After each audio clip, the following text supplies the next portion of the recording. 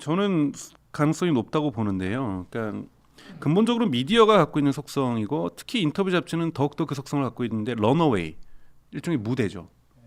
무대는 아, 중요하다고 저는 생각이 들어요. 크리스 앤더슨이 테드를 만들면서 했던 세 가지의 구성 요소 중에 이제 사람이 많아야 되고, 근데 그 중에서 그 사람이 얘기했던 것이 이 욕망도 있어야 되지만 세 번, 3대 요소가 그였죠. 크라우드, 그다음에 디자이어, 하나는 스포트라이트.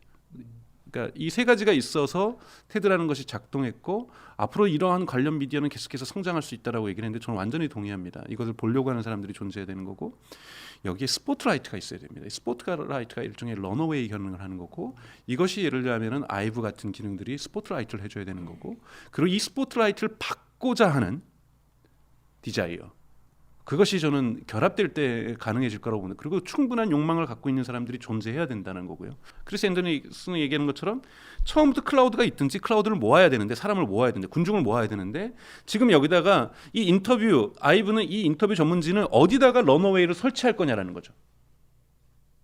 그거는 뭐냐면 여기에 올라올 스포트라이트에 대한 그들의 보이스, 그들의 목소리를 갈망하는 사람들에게 저는 이 런어웨이를 무대를 설치해 주셔야 된다고 생각이 들고 거기에 필요해서 사람들이 훌륭한 사람들이 들어와서 그들의 목소리가 이들에 전달되니까 사람들이 좋아하고 그 다음에는 나도 저 위에 한번 서보고 싶다. 나도 전문가인데 나의 목소리도 저기 들려보고 싶은데 저 좀 올려주세요. 저도 한번 걷고 싶어요. 그런데 여기서 당신은 다음에 오세요. 아니 아닌 것 같아요. 이 정도의 구조가 만들어지면 이거는 기본적으로는 경제적인 구조에서 작동하겠죠. 런어웨이 주변에다가 뭐 기업들 브랜드도 붙여줘도 되고요. 그렇다면 이제 가장 중요한 건 그거죠. 무대를 어디다 설치할 것인가, 그 무대 위에 어떤 사람들을 걷게 할 것인가. 그거는 지금 현재 시점에서 한국 사회 6천만 국민이 보는 런어웨이를 만드실 건 아니라고 보고 만들어지지도 않고 만들 수도 저는 없다라고 저는 생각이 들어요. 뭐 아이브가 KBS도 아니고 KBS도 요즘 뭐 사실은 세대 차이별로 시청률의 차이가 많이 나는데요. 20대에게 갈 것이냐, 30대에게 갈 것이냐, 아니면은 대학교를 졸업하면서도 지적인 것에 목말라 했는데 도저히 찾을 수 없어서 교보문고 외에는 갈 데가 없는 그 세대를 향할 것이냐. 그러니까 이 지금 아이브가 전달하려고 하는 이 무대의 목소리에 무대의 소리에 목말라 하는 사람이 누군지 디자이어를 어떻게 끌어올릴 것인지 여기에 좀 더 집중한다라면 저는 가능성은 충분히 있다고 생각이 듭니다. 우리나라에는 인문서는 많은 나라지만 인문서는 도처에 깔렸지만 사건에 대해서 의미를 부여하고 다른 시각 저는 동일한 사건에서 다양한 시각이 있을 수 있다고 생각이 들어요. 그것이 예를 들면 강준만 교수가 얘기하는 실명 비판이든 뭐든지 간에 논쟁하는 문화 이 논쟁하는 문화가 왜 없냐면 그것이 실명이든 아니든 논쟁하는 문제가 없냐면 다양한 동일한 사건에 대한 다양한 퍼스펙티브를 가지는 사람들이 안 들어오는 거예요. 공론장으로. 가끔 한두 명씩 들어와서 싸우는 거죠. 그래서 논쟁이 우리는 사건입니다. 우리나라는. 논쟁이 이벤트인 거죠. 다른 나라 같은 경우에는 논쟁이 일상이 되는 거고 다양한 시각들이 충돌해야 되는데 이것이 없다 보니까 하나의 사건이고 막 그 JTBC에서 블록체인과 비트코인에서 하면은 이것이 막 나라가 난리가 나고 100분 토론회에서 어떤 토론했다면 난리가 나고 사람들이 열광하고 왜요? 그런 이벤트를 본 적이 없거든요, 별로. 그러니까 우리는 싸움과 논쟁이 일상화가 안 된 이유는 해석하려고 하는 습관들과 해석하려는 문화와 해석하는 컨텐츠가 대단히 절대적으로 좀 부족하기 때문인 거고요. 인터뷰라는 것은 결국은 인터뷰이건 인터뷰어가 중심이 되건 인터뷰이가 중심이 되건 그 사람의 관점을 들어보는 거잖아요. 당신은 어떻게 생각하고 있는지 예를 들면 여기다가 제가 경제학 원론처럼 수요와 공급 곡선이 어떻게 만나는지를 얘기하려고 하는 것이 아니고 미디어의 작동인 소셜 미디어의 푸시 커뮤니케이션이 뭐고 풀 커뮤니케이션 이거 설명 필요하겠죠.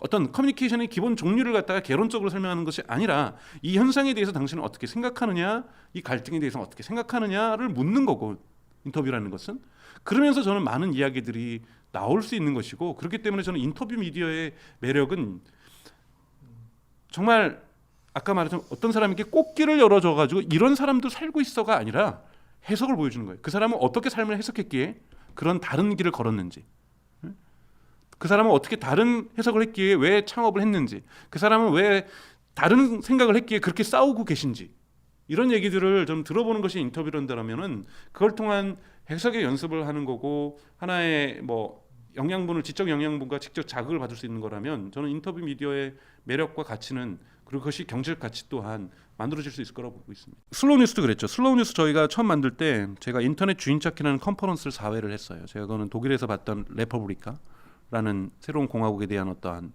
꿈을 꾸는 디지털 세대들이 만든 컨퍼런스. 처음엔 300명인데 지금 3,000명이 넘는 5,000명, 작년에 5,000명도 넘었죠. 11주년이었는데 그러면서 한국에서 좀 이러한 컨퍼런스를 여러 번 해서 저희가 이제 인터넷이라는 주제로 블로거들끼리 모여서 인터넷 주인 찾기를 해서 실명제 이슈라든지 4회를 하니까 1, 2회까지는 신선했는데 3회, 4회가 그냥 내용이 반복돼 도돌이 펴더라고요.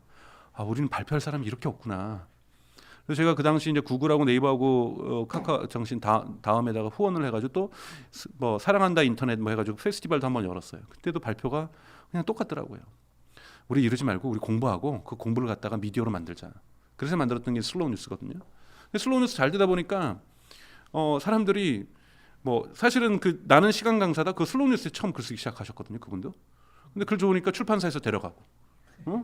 뭐 이 사람 좋으니까 미디어 오늘에서 컬럼니스트로 데려가고 이 사람 좋으니까 한국일보에서 데려가고 뭐 이러면서 우리가 무슨 뭐 신인 발굴회장도 아니고. 근데 제가 그래서 민노 씨한테 항상 얘기하는 게 뭐냐면 우리가 실수한 거다. 그들의 넥스트까지 우리가 신경 써주면서 같이 성장해줬어야 되는데 그 넥스트가 여기에선 찾을 길이 없으니까 가는 거다. 자꾸 이상의 깃발만 들고 있으면 안 된다. 여기에서 런어웨이를 통해서 스타를 만들면은 스타 에이전시도 우리가 해야 된다. 우리가 출판사도 만들었어야 됐고 계속해서 그들이 우리와 함께 계속해서 성장할 수 있으면 여기서 한번 성장했다고 해서 더 이상 받쳐주지 못하면 다른 데로 가버리잖아요. 그러니까 계속해서 지금 네이버 생태계나 조중동 생태계나 기존 레거시 미디어들 생태계에 빨려 들어가고 결국은 거기에 좋은 씨앗만 우리가 찾아가지고 우리가 그냥 저가 노동으로 열심히 발굴해서 키워놓으면 거기가 그냥 그리로 가더라. 예를 들면 아이브에서 열심히 해서 진짜 3명을 한 우리가 6명 인터뷰했는데 2명을 스타로 만들었다. 만드실 수 있거든요. 정말 포맷 훌륭하고 내용 괜찮으면 왜 안 되겠어요. 저는 그들과 함께 내야 할 넥스 스텝이 있으셔야 된다는 거예요. 정말 이걸 통해서 대중들이 좋아한다라면 그 콘텐츠로 강연회를 열 수도 있는 거고 컨퍼런스를 열 수도 있는 거고 독서 모임을 열 수도 있는 거고 우리가 에이전시 해가지고 정책 컨설팅 회사를 열 수도 있는 거고 계속해서 성장해 주셔야 됩니다. 그러지 않으면 어차피 다른 곳에서도 콘텐츠가 필요하기 때문에 빨아갈 수 있는 거를 이 자본주의 세상에서 좀 막을 수 있는 길은 없다고 저는 생각이 들어요. 그렇다고 해서 한번 강연하고 인터뷰할 때 우리랑 에이전시 계약 맺어주시오 이건 아닐 거고요. 그래서 이런 모습으로 그러니까 경영적인 생각이 좀 없이 이상주의적 생각 이걸 하면은 세상이 바뀔 것이다라고 하는 생각 있어야지 할 수 있죠. 그 동인도 없으면 아무것도 못하죠. 그 동인이 없으면은 뭐 아이브 같은 거 창간도 못하는 거죠. 창간 정신은 미션 스테이트먼트라는 것은 존재해야 되고 존재할 수밖에 없지만 이 미션 스테이트먼트가 계속 업그레이드 돼야 된다는 겁니다. 저는 그래서 여러분들의 모델도 좀 좋다고 생각하는 거 아이브에 브랜드 컨설팅 하시잖아요.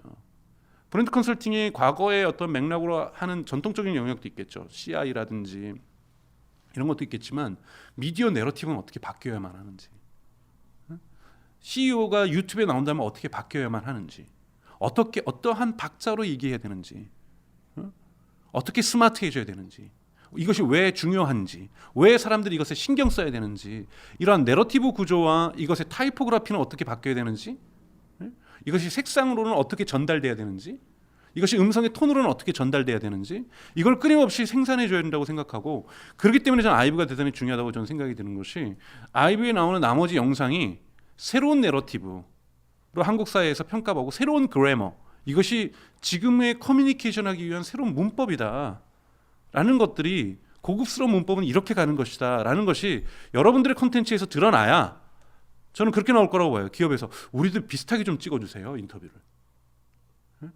우리의 내러티브도 여러분들의 내러티브를 담고 싶어요. 그거 고급인 것 같고 그거 하면 우리 도달 잘 될 것 같아요. 이런 식으로 저는 비즈니스 모델 또한 새롭게 고민할 수도 있다고 생각이 듭니다. 해외보다 우리나라 인터뷰가 정말 적습니다. 인터뷰 콘텐츠가 너무나도 적죠. 그래서 저는 한국 사회에 이 정도 경제 규모, 11위 경제 규모 나오면 경제 인터뷰도 많아야 된다고 생각이 들거든요.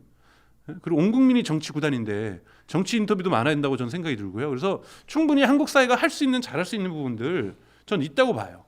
그래서 전통적인 대학 교수라든지 이런 사람들이 아니라 경제 주체들을 끊임없이 인터뷰의 공간으로 들어오면서 이들 속에서 비전을 찾으려고 하고 그들이 이걸 통해서 자기를 성찰할 수 있는 기회를 만들어주는 하나의 플랫폼, 하나의 런어웨이, 이것이 아이브가 좀 추구해야 될 바가 아닌가라고 생각이 듭니다.